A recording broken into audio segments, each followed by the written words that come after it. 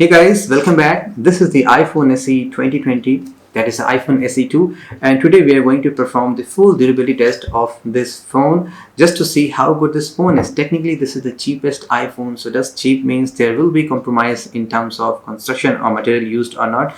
We are going to do everything here, and yes, today we are going to do also the freeze test of this phone. I'm just going to put this phone for almost 10 to 12 hours, just until the ice completely got frozen in a deep freezer, and we are going to see what happens after that. So let's get start and see how durable this latest, cheapest and cutest, smallest iPhone SE 2 is. Alright guys, let's start with the scratch test first. iPhone SE 2 is having a metal frame. It is aluminum 7000 series, which is lighter. It's not the stainless steel that you will get on the XS and the 11 Pro Max. Also, I forgot to mention, if you're going to get the product red and the black one, you can see a lot of scratches there, and because there will be a paint job on the frame, but here on the white one there is no paint job. It is pure aluminum. Power buttons are as usual made from the metal using the same aluminum 7000 series, and they are very tight and rigid. They are not coming out. It is good actually, because accidentally, if you're trying to put your phone, taking your phone out so faster from your pocket, the buttons may come out, and it usually happens with a lot of manufacturers. The volume buttons are using the same construction that is being used on the power button. Again, it is very tight and rigid.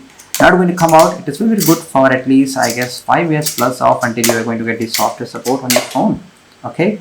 So now the mute switch, it's again made from the same metal, and you can see a gasket protection here on your phone. So we will see that on the freeze test later.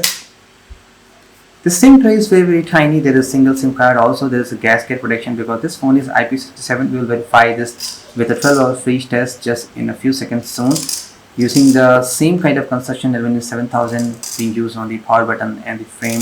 It's very good actually, because intentionally, if you're trying to put your SIM card in the wrong way, it may damage, and actually I have damaged my SIM card too. So here it is very strong. It's not going to break. Let's try to check out the display. Apple is using their proprietary iron glasses. Using the Mohs scale of hardness, we can test it. Plastic screens generally scratches at level 2 and 3, and the glass, like the Gorilla Glass 3, they start scratching at level 4. But here you can see there is no scratch so far until the level 4 and 5. But as soon as you start scratching at the level 6, there are some fine hairline scratches, which is perfectly okay. That means it is better than the Gorilla Glass 5. And on the level 7, as you move up, there will be some more deeper hairline scratches. That means dust particles can scratch your phone. So do keep it safe. And if you go to the rear panel, it is using the same kind of glass protection, because until level 5 there is no scratches, and from level 6 and 7 there are some scratches in the similar pattern that is on the front panel. Camera glass is being covered with a sapphire protection. As linked with Apple, there is no scratch so far till the level 7, and the metal frame is there on the camera lens too. Now, the advantage of using such kind of good displays, that day-to-day objects like keys and coins, they are not going to scratch your display at all, and maybe the sharp knife, it is not going to scratch so far. For example, even if I just try to scratch the Touch ID, there is no scratch so far. But just be remember that dust particles are going to scratch your phone. They are very sharp thing internally. So do try to keep your phone safe there. Now guys, it is time to do some kind of IP testing on the phone. This phone is officially IP67. So what I have done, as you can see here, I just kept my phone in this small jug, and whatever you can say, for around 11 to 12 hours. It is completely frozen, and battery is kind of charged. So we are going to just see what happened to the phone. It's not the proper way to test the IP certification, but still this is what you can do on the lockdown, on the home time, quarantine. So it is very tough to take this thing out. But here in the India right now, it is 45 degrees, so very easy for a job for me. Just you have to put some hot water there. So it's a kind of a brutal test, both with the hot and the cold water. Finally, our phone is coming out. It's still very cold, not as too cold because it is glass, so it's just matches with the environment temperature very quickly. So finally, I'm able to take my phone out, and here it is, the phone. Come on. Yep. No, it's still, it is ice. So here is our phone. Okay guys, so this is the phone, finally came out. I'm just going to clean the mess, and obviously going to clean the phone, just cleaning the port. Then we're going to verify what happens. Phone is working fine or not, all the functionalities are working fine or not. Alright guys, phone is perfectly clean. Now let's verify whether phone is working or not. As you can see, display is properly coming, so no issues on the display. That means water is has not gone inside, and the Touch ID is also working, so everything, all the ports are properly responsive. Let's take few pictures and see camera is working or not. So here is your rear camera. Okay, very fast. So rear camera is also working, no such problem. Now about the charging port, here is the lightning cable, and the phone is locked, as you can see.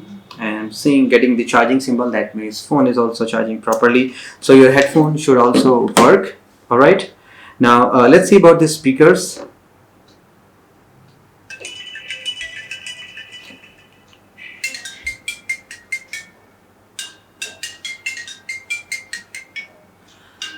It's coming as a muffled sound because I can still see a little bit of water drops are coming outside. So maybe once it is completely dried up, it should increase the volume. So speakers also working. So phone is completely working even after 12 hours of reach test too. All right.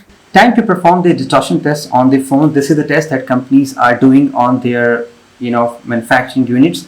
And your phone can be bent from any direction. So I'm just trying to apply random force from here and there. There are many good phones which fail. For example, the OnePlus 70. So do check out the old durability test. And on randomly twisting the phone from all the direction, there is no cracking or bend sound so far. Like I said, phone is very rigid. So it is going to completely pass on the distortion test. So this is the first step. Now let's do a bend test on this phone. See whether the phone is going to pass on the bend test or not. So I'm hoping it should be very good, but it is very lightweight. Let's see whether Windows 7000 is going to affect it or not. Here we go. 3, 2, 1.